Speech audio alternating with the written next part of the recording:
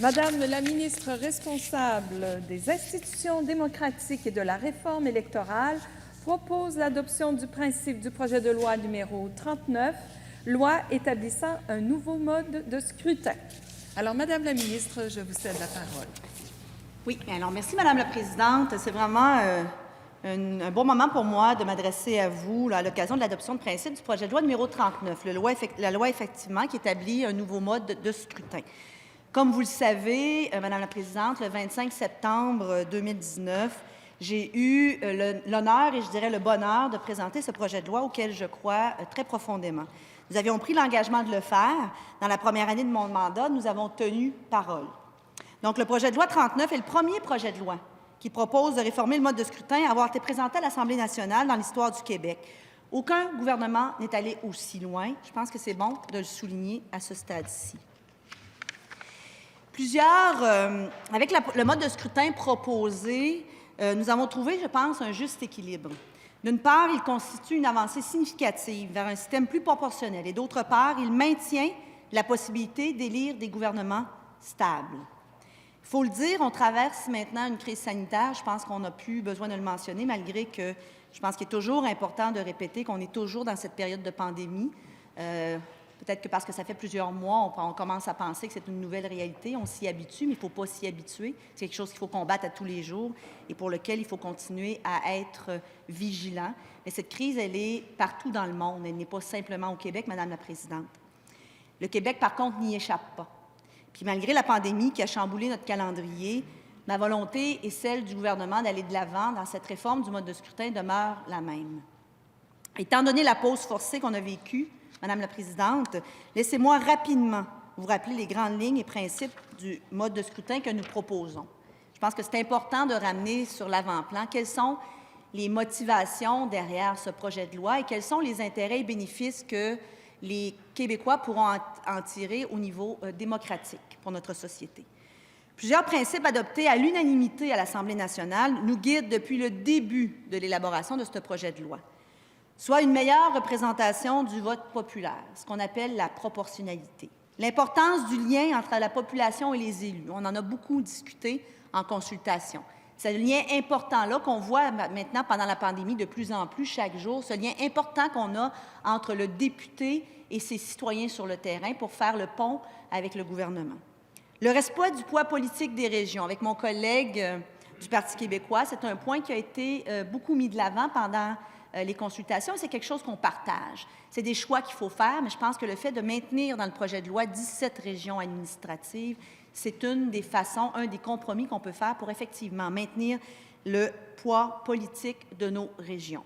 La stabilité du gouvernement, un système accessible, un système où chaque citoyen verra son vote compter plus, pourra trouver que son vote est de plus en plus pertinent. Et je pense que dans une crise comme nous traversons maintenant, la confiance des citoyens envers leur gouvernement, la confiance des citoyens envers les élus de l'Assemblée nationale est totalement importante. Donc, une réforme du mode de scrutin comme ça, qui pourrait paraître secondaire en ces temps de pandémie, devient de plus en plus cruciale justement pour rétablir ce lien de confiance-là entre le citoyen et ses élus.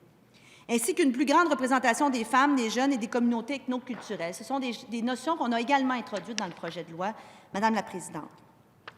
Donc, on propose de façon beaucoup plus technique là, un mode de scrutin mixte avec compensation régionale qui va compter 80 députés de circonscription, 45 députés de région pour un total de 125 députés, comme c'est le cas aujourd'hui. Donc, la stabilité aussi de notre Parlement est tenue compte dans notre réflexion et dans le projet de loi que nous avons déposé. Les électeurs disposeront de 2 votes, un vote pour un député dans une circonscription et un vote pour les députés qui les représenteront au niveau régional. C'est important de souligner que la liste n'est pas une liste nationale, c'est-à-dire que ce n'est pas une liste de candidats qui se veut être à la grandeur du Québec, mais chaque candidat qui se verront mettre sur une liste pour être un député, ce qu'on appelle un député de liste, qui pour compenser sera un candidat qui sera choisi sur une liste dans une région. Le lien d'attachement avec la région doit demeurer et on en a tenu compte dans notre proposition. Madame la présidente, le mode de scrutin est fondé sur les 17 régions administratives du Québec, je l'ai mentionné, avec les Îles-de-la-Madeleine et Ungava comme circonscription d'exception. C'est important également de le préserver. Je vois mon collègue qui me fait qui fait signe. Donc, on a les îles de la Madeleine à cœur, malgré ce qui peut se passer dans l'actualité récemment. Je pense qu'il faut le noter. On travaille très fort, et je fais une aparté, on travaille très fort pour maintenir ce lien terrestre et on va continuer de le faire. Le Québec est formé de régions aux caractéristiques distinctes et aux identités fortes qui doivent être représentées à l'Assemblée nationale. Donc, c'est encore une fois un des critères qui a guidé notre réflexion et la proposition que nous avons déposée dans le projet de loi 39. On souhaite également contribuer à une meilleure représentation des femmes, des jeunes et des personnes issues de la diversité, un sujet qui est encore plus criant aux heures sombres que nous vivons présentement.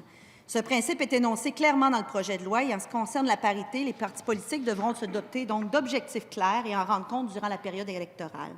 Ainsi, ce sont les électeurs qui auront le dernier mot et c'est eux qui pourront se prononcer en toute connaissance de cause. Enfin, il est prévu que le nouveau mode de scrutin soit soumis au référendum et n'entre en vigueur que s'il obtient l'aval d'une majorité des électeurs. De cette manière, ce sont les Québécoises et les Québécois, Madame la Présidente, qui auront le dernier mot quant à cette réforme sans précédent dans l'histoire du Québec. Bien que nous avons toujours considéré avoir la légitimité nécessaire, la légitimité parlementaire nécessaire pour mettre de l'avant cette réforme, je pense qu'elle est trop importante pour les Québécois. Elle a trop d'impact sur leur démocratie, sur leur vie citoyenne, pour qu'on ne leur pose pas la question avec un projet de loi qui est clairement identifié. Au cours de l'hiver dernier, des consultations particulières se sont tenues. On dirait que il y a un siècle, je dois vous l'avouer, mais c'est l'hiver dernier. Je pense qu'on peut retenir de ces consultations que la grande majorité des intervenants qui ont été entendus sont en faveur d'une réforme de mode de scrutin. Naturellement, plusieurs points plus particuliers ont été abordés pendant cette consultation qui sont beaucoup plus techniques, ce qui est de la double candidature, le mode de calcul de la distribution des candidats pour la proportionnalité. Je n'entrerai pas dans tous les détails, mais si on parle de l'objectif général du projet de loi qui est de réformer notre mode de scrutin actuel, notre système parlementaire actuel, pour en faire un système plus proportionnel, donc injecter plus de proportionnalité dans le système actuel. Cette idée, cet objectif remporte l'adhésion de la très grande majorité des gens que nous avons entendus. Ils souhaitent donc un mode de scrutin qui assure une meilleure représentation des électeurs dans un modèle mixte avec compensation régionale. C'est le compromis à faire entre une proportionnalité pure et de garder, comme je vous le disais, ce lien d'attachement qu'on a avec nos députés, d'être capable de garder jusqu'à 80 députés de circonscription et d'être capable d'avoir encore ce lien si important, si étroit, je le disais tantôt, qu'on ressent avec beaucoup plus d'urgence et de pertinence pendant cette crise que nous vivons tous pour les 125 députés de l'Assemblée nationale. On a eu l'occasion d'en discuter à plusieurs reprises. Le lien avec les citoyens est extrêmement important et on s'assure par le maintien de circonscriptions de type traditionnel, si on peut dire, et le fait que la liste des députés de liste soit bien ancrée dans une région donnée, on s'assure de maintenir cette préoccupation-là de nos citoyens, d'avoir un lien avec leurs élus qui est beaucoup plus étroit.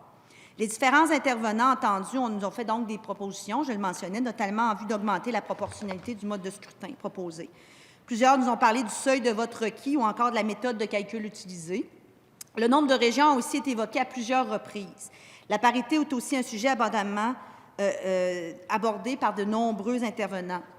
Je tiens à le redire à mes collègues ici présents, Madame la Présidente, tous les projets de loi sont perfectibles. On a eu de belles discussions pendant les consultations. Je suis convaincue, je suis contente qu'on passe à l'adoption de principes aujourd'hui parce qu'on pourra aller de l'avant en commission parlementaire à l'étude article par article et je suis convaincue qu'on pourra avoir des discussions constructives.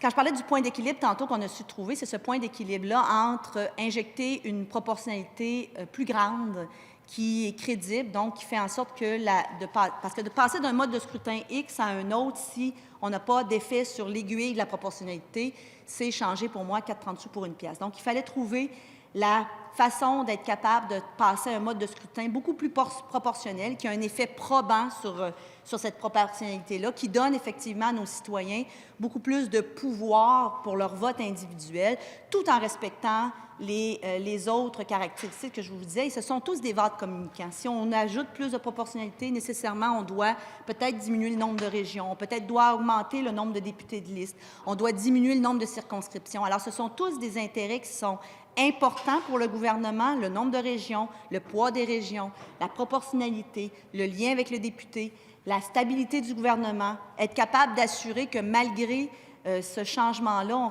on réussit quand même à avoir des gouvernements qui sont stables. Ce sont tous des facteurs qui s'influencent entre eux et ce que j'ai eu l'occasion de le dire à plusieurs reprises pendant les consultations, trouver ce que j'appelais ce point de friction, ce point d'équilibre entre tous ces facteurs-là. Je pense qu'on a réussi à l'atteindre, mais ce point-là demeure perfectible et je pense qu'on a encore une certaine marge de manœuvre pour respecter tous ces critères-là tout en ajustant encore notre projet de loi.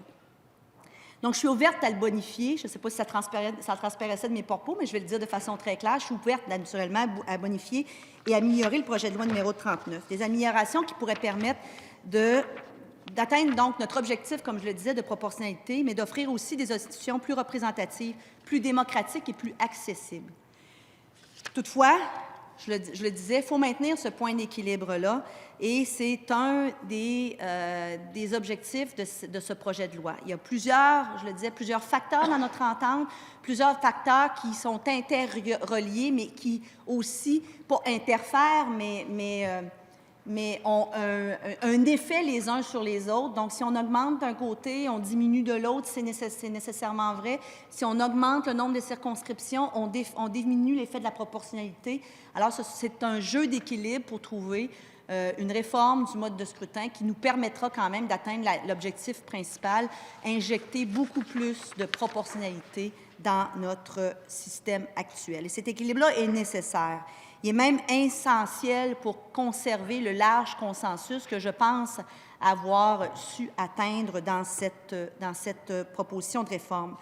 Il est névralgique, ce point de friction-là, pour moi, et je le vois comme la voie de passage pour réussir à faire cette réforme qui est tant attendue et qui est, je le pense et je le crois sincèrement, qui sera et qui est au bénéfice de nos citoyens.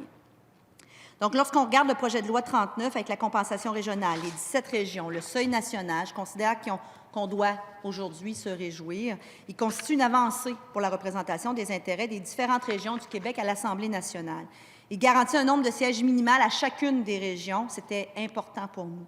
Il permettra également la fin des chevauchements des frontières de circonscription sur plus d'une région administrative, ce qui est une demande de plusieurs MRC dans tout le Québec. Ce sont tous des avantages qui me font dire que le projet de loi 39 va nous permettre de mieux représenter nos citoyens. Je ne peux pas le répéter assez souvent, quelle que soit la région dont ils proviennent. Ça démontre la recherche de ce fragile équilibre. Madame la Présidente, d'autres modifications sont possibles, par contre, pour bonifier le projet de loi numéro 39, des modifications qui n'ont pas nécessairement d'impact sur la proportionnalité ou la représentation des régions, ou encore la stabilité du gouvernement, qui sont les trois principaux objectifs et critères qui guident notre action dans ce dossier. La double candidature en est un bon exemple. C'est une mesure qui a été largement demandée lors des consultations particulières et qui serait donc de nature à favoriser un large consensus.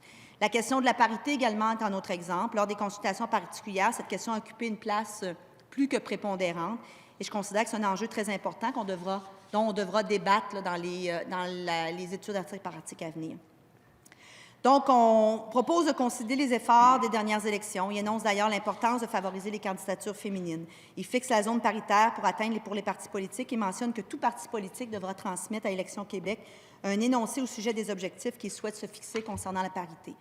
Un parti qui se fixe donc des objectifs qui sont trop bas et qui ne réussit pas à les atteindre aura à s'expliquer à la population et à répondre aux questions des médias. Une forte pression politique, je pense que c'est la meilleure pression pour faire bouger les partis politiques en matière de parité et d'équité, c'est la pression populaire. On l'a vu aux dernières élections, tous les partis confondus ici à cette Assemblée nationale ont présenté plus de candidatures féminines que jamais. On a maintenant une Assemblée nationale qui est paritaire, je dois le dire, un Conseil des ministres qui est paritaire. Donc, je pense qu'il faut pas nécessairement ne tabler que sur ces bons résultats. Il faut se donner les moyens de les conserver et continuer à aller de l'avant. Mais je pense que la meilleure motivation pour un parti politique, c'est l'opinion publique et c'est ce qu'on propose de mettre de l'avant. Le changement du mode de scrutin actuel à un mode de scrutin proportionnel avec compensation régionale a le potentiel d'avoir un impact significatif sur nos institutions démocratiques et sur la culture politique québécoise. Il y aura très certainement une période d'adaptation, une période de changement, mais je pense qu'au bout du compte, c'est bénéfique pour tous les citoyens. Donc, on croit toujours qu'il est essentiel que les citoyens puissent se prononcer directement donc, sur la forme du mode de scrutin à l'occasion d'un référendum. Je l'ai dit tantôt, c'est une question pour laquelle le gouvernement est convaincu d'avoir la légitimité politique nécessaire, compte tenu de l'adhésion aussi de deux autres des partis politiques représentés dans cette Chambre, d'aller de l'avant. Mais ce n'est pas notre objectif. Notre objectif est de faire en sorte que les Québécois s'approprient ce nouveau mode de scrutin, le comprennent, l'aiment parce qu'il est fait pour eux, et je suis profondément convaincue qu'ils sauront l'apprécier. Et le fait d'avoir mis une proposition qui est détaillée sur la table et de ne pas demander aux citoyens dans l'abstrait, dans l'absolu, êtes-vous pour la réforme du mode de scrutin, je pense que c'est un atout considérable. On en débat présentement, on débat des technicalités, la commission parlementaire, mais ces technicalités-là ont derrière elles les objectifs que je vous ai énoncés. Plus de représentativité, un poids plus important du vote individuel de nos citoyens, un équilibre entre le poids des régions, le lien avec le député, les régions administratives, la bonne représentativité à l'Assemblée nationale, la diversité. Et ça, c'est quelque chose qui est demandé par les citoyens depuis longtemps. Et c'est ce qu'on est en train de faire avec la réforme du mode de scrutin. Donc, le fait de demander un référendum, pour moi, n'est qu'une évidence. Demander aux citoyens de se prononcer, c'est leur mode de scrutin, ils devront vivre avec pendant plusieurs années, et je pense que c'est la chose à faire. Donc, elle doit leur revenir ultimement. Donc, Madame la Présidente, en terminant, j'ai bien hâte d'entrer dans les consultations particulières. C'est toujours article par article, c'est toujours un moment qui est très intéressant pour moi, où j'ai eu l'occasion d'avoir avec mon collègue d'en face sur d'autres projets de loi des débats éclairants, des débats qui sont respectueux, je dois le dire, et des débats qui sont pertinents. Donc, très bonne nouvelle pour moi de pouvoir faire l'adoption de principe et de pouvoir enfin passer le plus rapidement possible, je le souhaite, à la prochaine étape. Merci, Madame la Présidente.